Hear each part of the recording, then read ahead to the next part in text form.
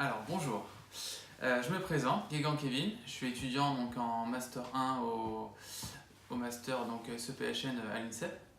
Je vais vous présenter donc, ma soutenance concernant l'interaction en relation professionnelle donc, qui conclut une année dans ce domaine. Depuis le début donc, de cette matière, je suis le plus fier c'est de ma capacité d'écoute et d'empathie, mais surtout de ma posture professionnelle qui a grandement évolué. Alors aujourd'hui j'ai fait le choix, je vais vous présenter dans un premier temps la présentation donc, de mon état problème, de ce que j'ai pu constater à travers les différentes expériences et TP qu'on a pu faire en cours. Dans un deuxième temps, je vous présenterai donc 2 TP, 2 travaux pratiques qu'on a réalisés en cours, qui ont été marquants et significatifs pour moi et qui m'ont permis du coup de prendre conscience des mécanismes de cet état problème. Puis enfin, je vous présenterai ma boucle d'état problème et les solutions que je pense avoir trouvées pour en sortir et les objectifs pour l'année prochaine. Alors, premier point, premier constat. Alors, c'est une situation que j'ai vécue en stage. C'était ma première prise de mesure sur le terrain. Donc, je vais présenter donc, une prise de mesure de fréquence cardiaque pour des athlètes. Sauf que j'avais pas le matériel adéquat, j'ai pas réussi à l'avoir à temps. Et pour faire court, ce qui m'a le plus gêné, c'est le sentiment de honte et d'amateurisme qui est né en moi, ce qui a entraîné une colère. Voilà, j'étais vraiment très en colère, donc j'ai plutôt mal vécu cette première fois. Et j'avais vraiment cette sensation de ne pas être à la hauteur. Et au début, la seule sensation que j'avais, c'était la colère. Et lors du débriefing que j'ai pu faire en cours, donc c'était à l'occasion d'un travail pratique sur les niveaux logiques, le binôme que j'avais, on est arrivé à la conclusion que c'était surtout la notion de perte d'identité qui a primé sur cette situation. Et finalement, quand j'en arrive là, ça devient problématique pour moi. Mais à ce moment-là, on n'avait pas encore réussi à comprendre pourquoi cette montée d'angoisse, pourquoi cette colère.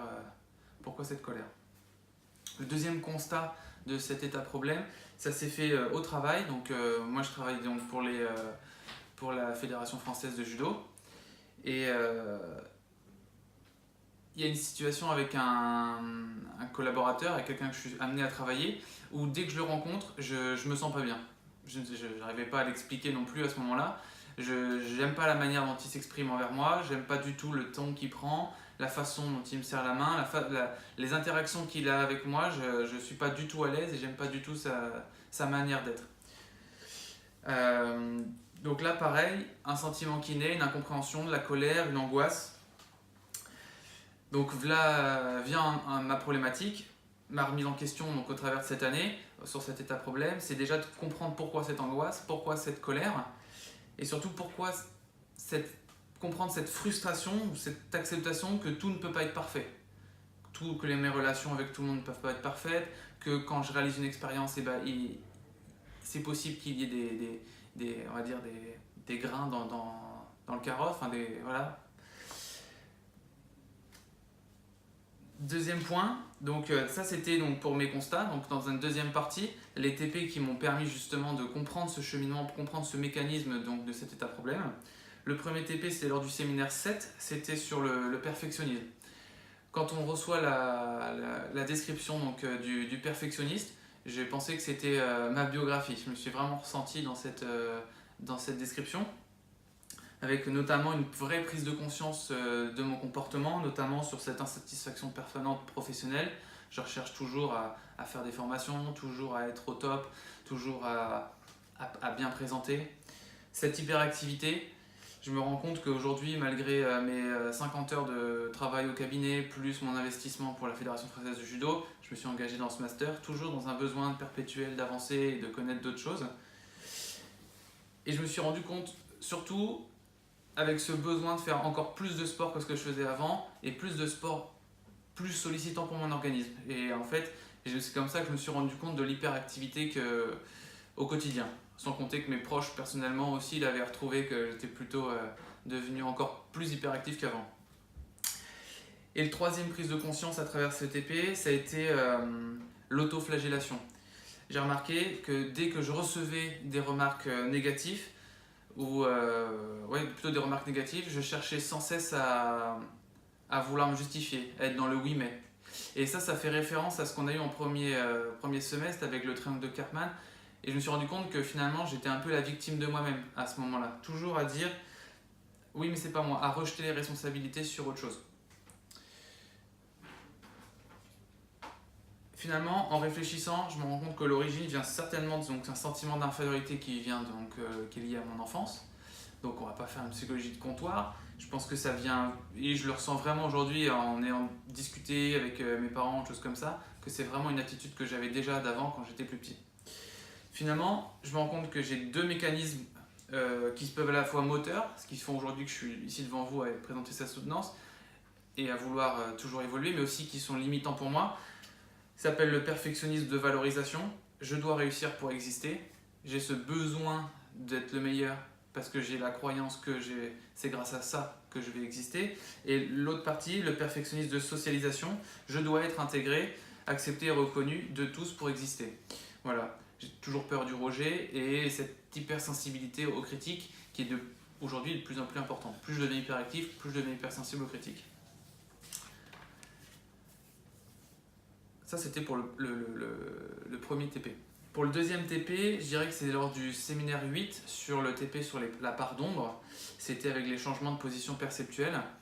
On devait choisir au début, c'était plutôt une introspection sur soi-même. Ça, j'ai pas du tout réussi à me mettre dedans. Et après, il fallait choisir une personne qu'on détestait. Alors, j'ai fait le choix de choisir cette personne qui a la feuille D, avec qui j'ai du mal comment ça s'appelle, avec qui je me sens pas à l'aise. Et j'ai choisi donc ce responsable-là. Donc je vais vous faire part un peu des questions qui nous ont été posées lors de ce TP pour vous montrer un peu mon cheminement. Ce qui m'agace chez cette personne, c'était, je pense, c'est toujours pareil, c'est mon opinion, c'était son attitude que je juge hypocrite, fausse, gentil plutôt par intérêt, qui occupe un poste alors qu'il n'a selon moi pas les compétences. Voilà, voilà. Et c'est une personne qui... j'ai l'impression qu'elle est gentille ou avenante, bienveillante avec une personne qui a de l'intérêt pour elle. Et pour les autres, il les néglige ou il les met de côté. Et en fait, ce que je ressens en fait quand je suis face à cette personne-là, c'est surtout la colère et une certaine forme d'angoisse. Je suis pas à l'aise. Et je me rends compte que quand je fais le parallèle avec ce que l'on a vu sur le séminaire 1, sur le premier semestre, pardon, c'est qu'à ce moment-là, il y a l'émergence de la victime. Je me trouve en fait des justifications du oui mais. Oui mais.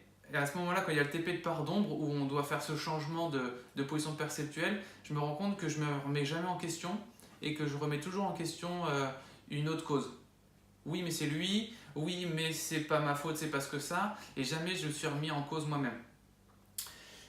Donc la prise de conscience à la suite de ce TP par exemple, ça a été finalement son attitude de cette personne-là, ça réveille en moi ce sentiment d'infériorité, encore une fois, comme dans le premier TP. Et que je me rends compte que surtout, je fonctionne, on a vu aussi donc, les 4 drivers, que pour ma part, l'importance de 4 drivers, notamment, sois parfait, fais effort, sois fort, fais plaisir. Je pensais que j'en cherchais qu'un, et en fait j'ai les 4. Et quand j'ai ce sentiment d'infériorité qui apparaît, ça active en fait ces 4 drivers en moi et ça induit ça induit comment ça s'appelle ça induit des comportements en moi, ce qu'on va voir plus tard dans la conclusion. Et en étant positif, j'ai essayé d'être positif et à remettre en question en fait grâce au changement de position perceptuelle. Et quand je change avec le recadrage conceptuel ou de contenu, j'en ai conclu que l'attitude de cette personne, ça pouvait être le fruit de sa timidité. Par exemple, ça peut être une personne timide et c'est pour ça qu'il réagit de manière assez craintive. Une peur, donc du coup liée à l'inconnu, mais peut-être l'image aussi que je lui renvoie. C'est vrai que je ne suis pas de nature à être très expressif, ce qui pourrait expliquer que n'étant pas expressif, la personne ait du mal aussi à être plus expressif avec moi et donc à se confier. Et à la suite de ce constat, j'ai essayé de changer donc, mon attitude envers cette personne, parce que je la vois toutes les semaines. Donc j'ai essayé donc, d'améliorer mon langage non verbal, d'être plus souriant, d'être plus avenant, de faire attention à ne pas avoir les bras croisés. voilà, essayer de me synchroniser avec, avec la personne, être dans le questionnement ouvert, déjà m'intéresser à lui, enfin, sur les projets professionnels qu'il avait en cours. Le résultat de cet exercice, sans effet. Voilà, donc, à ce jour, ça n'a rien changé sur sa position à lui, sur le ressenti que j'ai de son comportement. Alors oui, il s'est livré dans mes questions ouvertes, mais ça n'a pas changé son attitude envers lui. Le seul changement que je pense que ça a opéré, je suis sûr, c'est surtout sur moi, c'est que ça a diminué cette colère et cette angoisse. Je me suis plus conclu en disant, en fait, il est comme ça, et je l'ai moins pris pour moi. Je me suis dit, j'ai fait l'effort, j'accepte être comme il est. Et c'est peut-être pas une personne avec qui je peux m'entendre finalement. Finalement, je peux peut-être pas m'entendre avec tout le monde. Pas c'était facile, mais au moins j'en ai conclu ça. Voilà pour la fin de ce deuxième TP. Enfin, en sorte de conclusion, en fait, de synthèse de tout ça, je vais vous présenter donc à quoi ressemble cette boucle problème, qui tourne un peu à la même chose. En fait, le point de départ de cet état problème, il y en a à peu près 3. C'est quand je ne suis pas à la hauteur, ou quand j'ai la sensation de ne pas être à la hauteur, quand je dois dire quelque chose de négatif à quelqu'un, quand je reçois un refus ou des remarques négatives. Voilà. J'ai remarqué que ces 3 situations-là, ça reflète à peu près la même chose en moi. C'est-à-dire, je ressens comme sentiment une colère ou une angoisse, ce qui nourrit en fait ce sentiment d'infériorité que j'ai, ce besoin de valorisation qui est non assouvi à ce moment-là. Et finalement, quand je suis dans cette situation-là, ça vient activer mes drivers. Donc mes drivers, on les a vus tout à l'heure, c'était donc soit parfait, soit fort, fais l'effort, fais plaisir. Et j'ai l'impression que ces 4-là s'activent en même temps et me font passer donc d'une victime. Dans la première étape que j'ai, c'est oui mais, je me trouve des justifications et c'est vrai que avec les personnes avec qui j'ose me confier, ça va être vraiment dans cette situation-là que je vais me retrouver. Oui mais c'est parce que, oui mais ceci. Et pas du tout dans la possibilité de c'est ma faute ou même de sortir du rond-point et de se dire non mais où est la solution. À ce moment-là, je me concentre beaucoup sur le problème. Mais par contre, ce qui est étrange, c'est la réaction que j'ai dans les minutes qui suivent ou dans l'heure qui suit. Je me rends compte que j'ai une réaction que je vais appeler par effet compensatoire. Je pense que c'est lié, même sûr que c'est lié au driver. J'ai une sorte de boulimie ou d'hyperactivité qui s'opère. Et donc du coup, je me transforme et j'endosse le rôle de sauveur à ce moment-là. Et le sauveur plutôt de moi-même. Et du coup, je pars dans la boucle où là, du coup, je vais dans une recherche de compromis avec moi-même, compromis avec l'autre, toujours être dans l'acceptation, le problème du perfectionnisme justement. Ou alors j'ai un repli sur moi-même, un braquage, sorte d'agressivité, sorte de rejet. Et quand je suis là, hop, ça réactive une nouvelle fois les drivers. Donc, et je repars. Et je repars dans une réaction d'effet compensatoire, une sorte de boulimie, d'hyperactivité, et ça retourne. Donc ça, c'est ma boucle. Problème. Et je me rends compte que je sors de cet effet-là sur surtout 2 issues. Soit la satisfaction de l'autre, quand c'est lié à une interaction avec une autre personne, ou la reconnaissance de ma valorisation. Ma reconnaissance de moi-même, nourrir ce besoin de valorisation. Donc, voilà un peu le constat de mon état problème. Lors de ce semestre 2, il fallait qu'on travaille justement sur déterminer cet état problème, mais aussi et comprendre les mécanismes possibles pour en sortir. Et ce que j'ai réussi, je pense, à entrevoir comme solution, c'est de se situer au moment où j'ai ce sentiment de colère ou d'angoisse qui monte, donc avant où j'établisse par moi-même que je suis dans ce sentiment d'infériorité, que mes drivers s'activent, c'est de prendre le dessus. Changer de rôle et devenir, je pense, comme on dit donc, sur le triangle de Karpman encore, le persécuteur de moi-même. Et de prendre les rênes du commandement et de me concentrer non pas sur le problème mais sur la solution. Et pour ça, je dirais que l'outil qui m'a le plus servi et qui me sert, parce que j'essaye aujourd'hui de le conscientiser bien plus, c'est les changements de position perceptuelle. Accepter l'idée que la personne n'est pas néfaste pour moi, mais elle a ses raisons, les accepter et essayer de comprendre ses raisons avant d'enclencher cette boucle problème. Alors j'ai essayé, là depuis quelques temps, de le faire, c'est vrai que ça fonctionne, notamment notamment là sur la dernière prise de mesure que j'ai réalisée en stage, où